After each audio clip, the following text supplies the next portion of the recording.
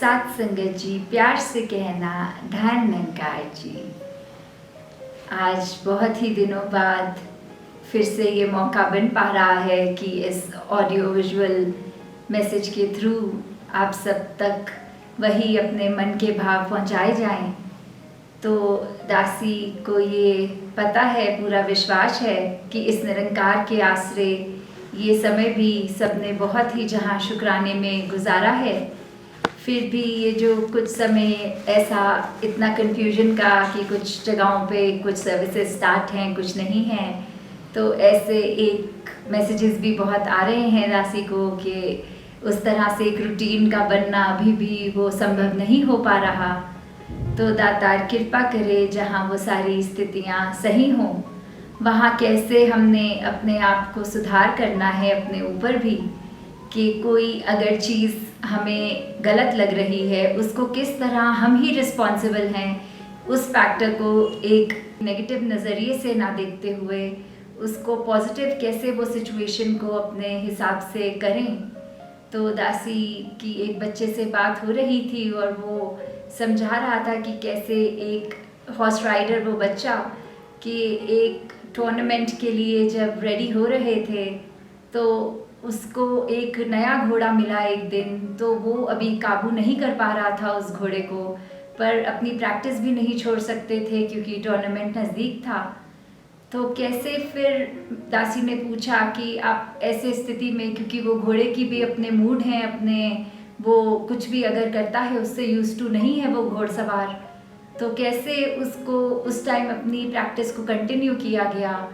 तो बहुत ही simple solution उस बच्चे ने बताया दासी को। वो कहने लगा कि मैं गुड़ और चने कुछ ऐसा घोड़े को खिला देता था, उससे पहले वो अगर बेकाबू है, वो एक सैडल भी अपने ऊपर नहीं रखने दे रहा, पर जैसे ही वो गुड़ और चने उसके अंदर जाते वो उतना मस्त हो जाता था उसके टेस्ट में, उसको खाने में मज़े में, कि उसको पता ही नहीं लगता था कि कब वो सैडल भी ऊपर बांध दिया गया और कब वो घोड़सवार भी बैठ गया उसके ऊपर। और उसके बाद तो सिर्फ वो लगाम का खेल और उससे अपनी प्रैक्टिस भी वो कंटिन्यू करता गया। तो जितने दिन उसका अपना जिस रेगुलर घोड़े पे ट्रेनिंग थी वो किसी वजह से जो अस्वस्थ था, तो प्रैक्टिस इस घोड़े पे जब करी तो भी उसको कोई प्रॉब्लम नहीं आई, क्योंकि वो उस तरह से वो कंपटीशन के लिए तैयारी भी हुई। और दासी उस समय यही भाव सोच रही थी कि कैसे अगर हमारे जीवन में ऐसी कोई ऑब्स्ट्रकल आती है या किसी का मूड हमें लगता है आज ठीक नहीं, तो कैसे हमारे हाथ में ही है कि कुछ ऐसे कर दें कि दूसरे का मूड भी हम ठीक कर दें और अपने आप को भी वो नेगेटिव सिचुएशन जो चाहे चल रही हो उसको कैसे एक पॉजिटिविटी की तरफ ले जाएं। और साथ ही दासी ये भी सोच रही थी कि आज के समय में हमें कैसे हर एक को अपने साथ लेकर चलना है, बिल्कुल स्वार्थी या एक कि जैसे कहते हैं कि सेल्फिशनेस अपने अंदर नहीं आने देनी, सबको साथ लेना है। तो वही एक कहानी कि एक फार्मर था, किसान था, उसने अपने खेत में एक मक्की जिसको कॉर्न कहते हैं तो वो उगाई उसने। तो हर साल देखा गया वो हर साल समय पे उगाता था और उसकी बहुत सुंदर क्रॉप यील्ड आती थी कि उसकी क्वालिटी उस भुट्टे की बहुत सुंदर निकलती थी। तो आसपास के जो भी गांव वाले थे वो उसको पूछते थे कि कैसे आप ये मैनेज करते हो, आप हर बार, आपकी भी सॉइल वही है जो हमारी है, फिर भी आपकी हर बार इतनी अच्छी कैसे आती है। तो उसने बस दो बातें कही। एक तो कहा कि मैं ध्यान रखता हूँ कि मेरे जो बीज हैं वो मैं सबसे बेस्ट क्वालिटी के लूँ, और दूसरी बात कि जो खेत मेरे से बिल्कुल एडजॉइनिंग है उनको मैं जाके रिक्वेस्ट करता हूँ कि आप अपनी फसल के बीच में मेरे ये वाले अच्छे थोड़े से उगा दें, अच्छी क्वालिटी वाले उगा दें,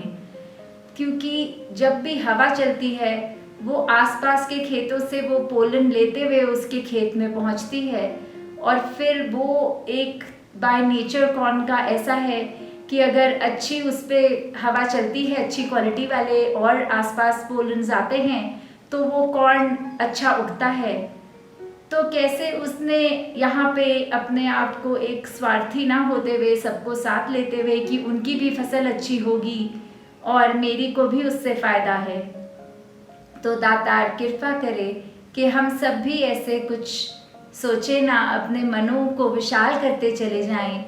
क्योंकि जैसे एक मन में ये भी भाव अगर आ गए कि हम एक ऊंच नीच जाति पाति या कोई भी सुपरस्टिशन कह लें, कुछ कह लें, उसके अगर एक जंजाल में फंसाए रहे हैं अपने आप को, तो हमारा दिमाग एक और संकीर्ण होता जाएगा, हृदय विशाल नहीं हो सकेगा।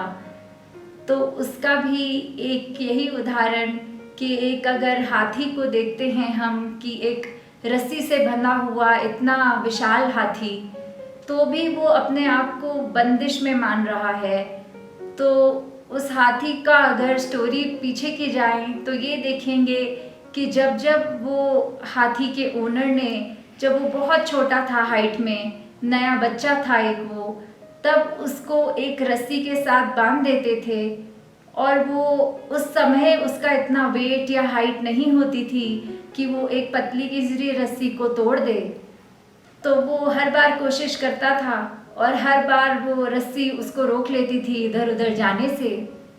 तो कैसे धीरे धीरे जब वो बड़ा भी होता गया, उसने वो अटेम्प्ट करना छोड़ दिया कि ये समझ गया कि ये रस्सी मुझे रोक लेती है। पर जब उसका एक फुल ग्रोथ हो गई, एक साइज पूरा हो गया, तो वो कोई रस्सी तोड़नी उस समय उसके लिए मुश्किल बात नहीं है। पर कैसे फिर भी वो अपनी पुरानी आदत के बावजूद ऐसे अटक गया, ये सोचकर कि पहले मैं छोटा था तो भी अटेम्प्ट किया था, नहीं टूटेगी तो अब भी नहीं टूटेगी। तो ये हमारे हाथ में है कि हम अपनी कौन सी पुरानी आदतों को अपने साथ लेकर ताउम्र चलें, कौन से ऐसे एक हमें उलझन में डालने वाले या एक प्रगति से हमें एक रोकें, जो प्रोग्रेस से रोकें, ऐसी बातों को साथ अपने अंदर डालते हुए प्रतिदिन अपनी उम्र तय करें। वो हमारे हाथ में ही है, वो चॉइस अपनी है। तो दातार से कृपा मांगते हुए ये अरदास करें कि दातार एक सूझबूझ हमारे अंदर ऐसी डाले जो सच में इस निरंकार का ही चेता हमें